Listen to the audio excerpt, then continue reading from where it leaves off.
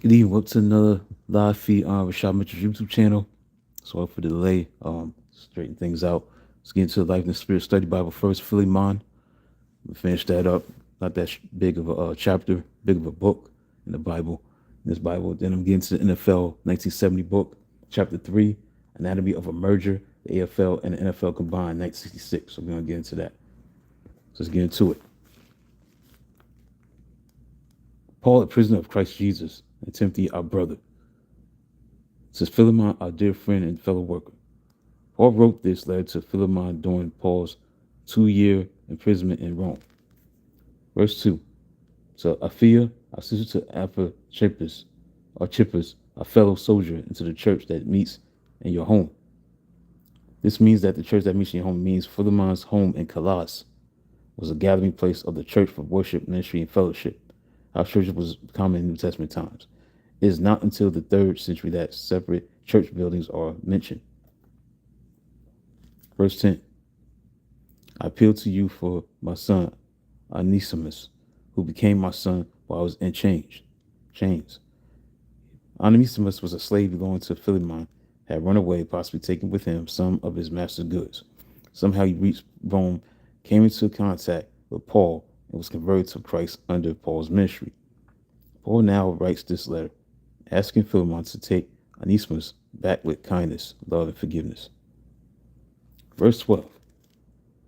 I am sending him who is my very heart back to you. This means that the New Testament did not advocate a direct movement to free the slaves, even Christian slaves, to have initiated such an effort in the social political conditions of New Testament times would have destroyed the church and cause of Christ Jesus. So instead of direct confrontation, guidelines were laid down for both the Christian slave and master that would undermine slavery from within, eventually bring about to abolition. Verse 14 says, but I did not want to do anything without your consent, so that any favor you do will be spontaneous and not forced. That means that Onesimus should be set free if he so desires. The ethics and love demanded in the gospel of Christ all point to this fact. Yet Paul does not state it directly. He wants Philemon and all masters to do it voluntarily. Finally, verse 16, it reads, no longer as a slave, but better than a slave, as a dear brother. He is very dear to me, but even dearer to you, both as a man and as a brother in the Lord. Hebrews, as a dear brother, slavery cannot exist among believers who have seen the truth of Christian brotherhood. Onesimus must no longer be treated as a slave, but as a fellow believer and dear brother, one who in God's sight is equal with the Apostle Paul and with Philemon. All right, we get into book of Hebrews, maybe tomorrow, chapter 1, 2, and 3. So I'm going to get into the anatomy of a merger, the AFL and NFL combined, 1966, from the NFL book. Try to finish this whole chapter. Skip over it a little bit. Be done with it.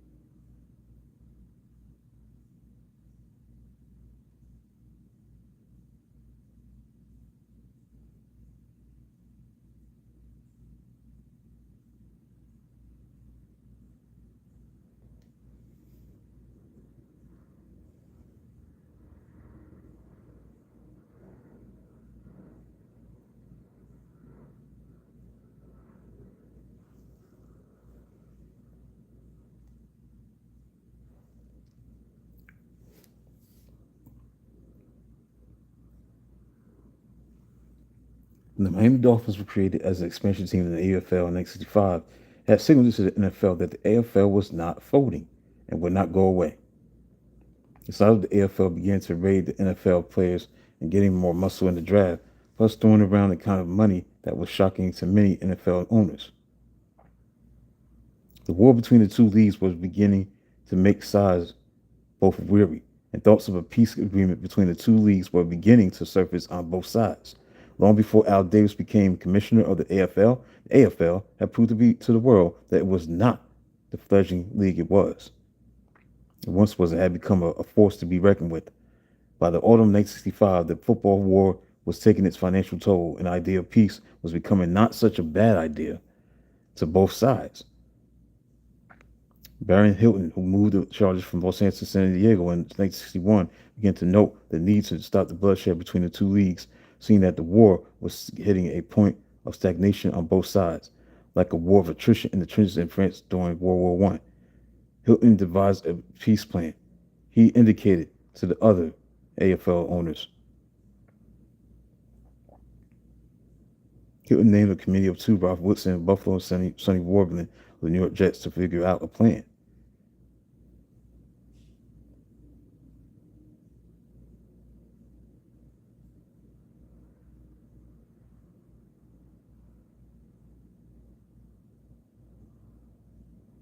Joe Foster, the AFL commission, was not informed of any merger talk or even committee's formation.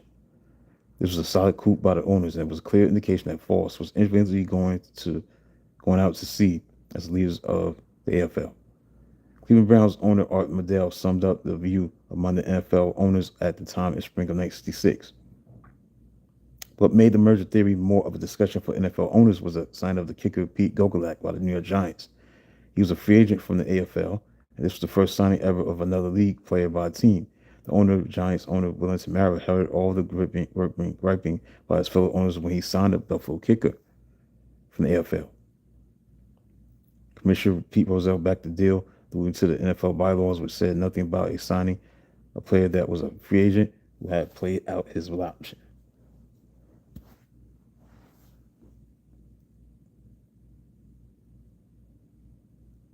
Pete Rozelle never wanted a merger. In his mind, the NFL was doing fine. NFL owners under his leadership were now seeing the writing on the wall.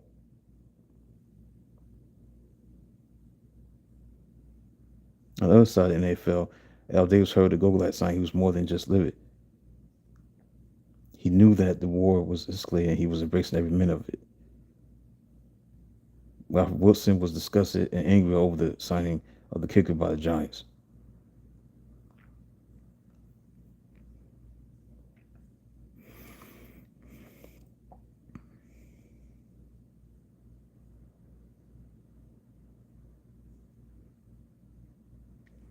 So when history looks back on the merger, peace talks began to set serious on April 6, 1966, when AFL founder and Kansas City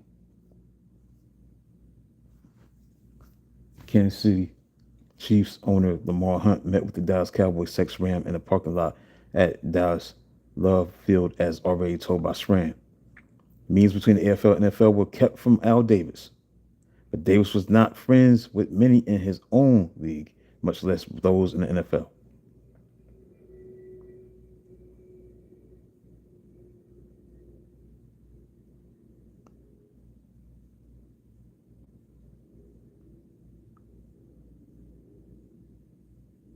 Schramm and Hunt met once again to iron out details from meetings that they had attended with their league's confidants. The FLA agreed to the merger, but insisted that Rozelle become the commissioner. All AFL clubs would be admitted, providing they paid NFL entry fee of $2 million per AFL franchise.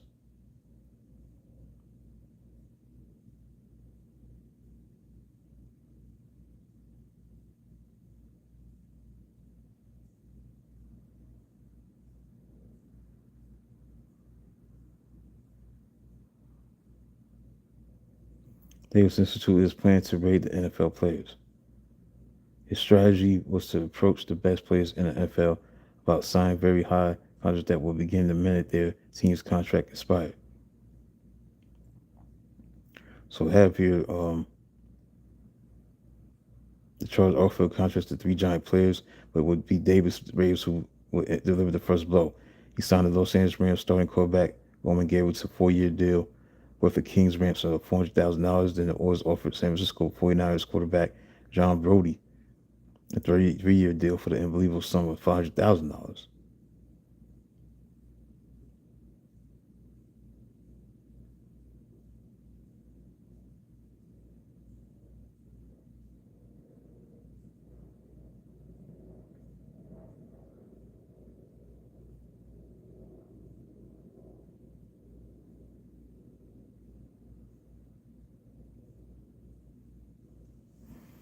Pronouns had offered previously Brody 40,000 a season, $40,000 a season. Seeing Davis' raise taking effect, Schramm frantically called Hunt to determine if he could stop this impulsive financial avalanche that Davis had created. Hunt called both AFL owners, Davis and Bud Adams, asked them not to go through with the signings, although he couldn't tell them why just yet. Other agreements were being worked on with the Washington Redskins quarterback Sonny Jurgensen, Jim Noski, starting quarterback of the Browns. Hunt sent word to Davis asking that the signings cease. Davis refused. His rationale was that if someone like Brody and Gabriel were already signed, the AFL bargaining power was greater than with blank contracts and no players under wraps. Announced signings to absorb it, contracts continue. May 30th, Hunt and Schramm hammered out on 6 pages of notes. Final briefing regarding the merger. Schramm already had so all Hunt had to do was to get his fellow AFL owners to approve it. June 7th, final details have been ironed out. Approved charter who approved by both leagues.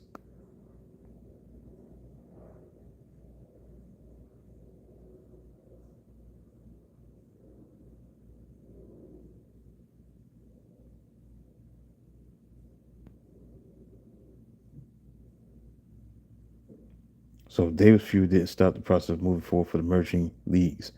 When it was all said and done, the major points of the merger were as follows. The AFL and NFL agreed to join expanded professional football league. It will consist of 26 teams in 25 cities. People will be the commissioner. Championship game this season. All existing franchises are retained. No franchises transfer from present locations to new franchises no later than 1968. Those teams were the New Orleans Saints in 1967, Cincinnati Bengals in 1968. The Atlanta Falcons and the Miami Dolphins were already established and set to start play for the next 6 season before the merger was announced in June. Two more teams as soon thereafter as practical. The Seattle Seahawks and Tampa Bay Buccaneers were created in 1976. Interleague preseason games in 1967. Single league schedule in 1970. A common draft in January 1967. Continued to network coverage. Included in the merger was an $18 million indemnity to be paid by the AFL to the NFL over 20 years. This didn't sit well with some of the owners of the AFL, including Sonny Boylan, who indicate the NFL should pay the AFL for merging.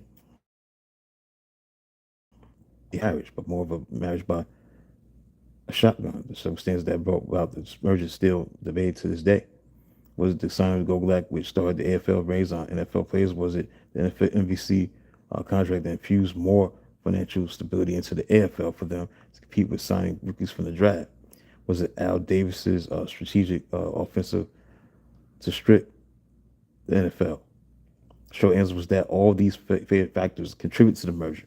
Was it what is paradoxical to see in this whole merger was that Pete Rozelle, the NFL commissioner, did not want the merger and retain his job.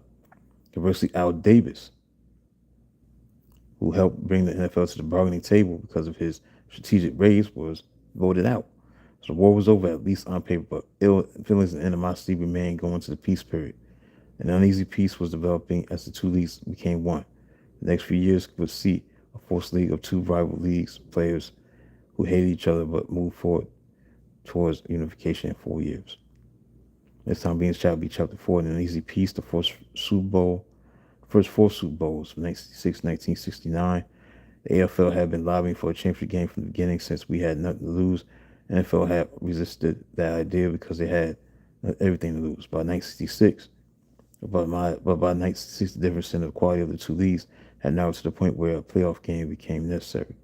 These are words from Hank Stram, coach of the Kansas City Chiefs at the time.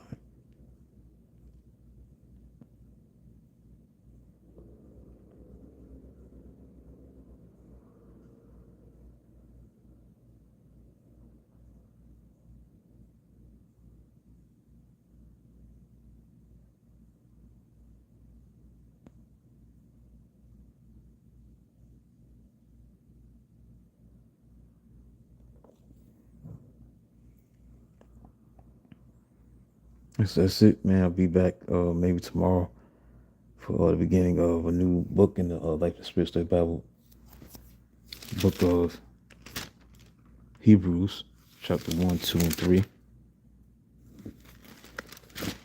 Maybe get into chapter 4 tomorrow. Get some excerpts from that. That'll be it. So I'm done. Hope you enjoyed tonight's live feed on the YouTube channel. Support the channel, subscribe. Till then, talk to you soon.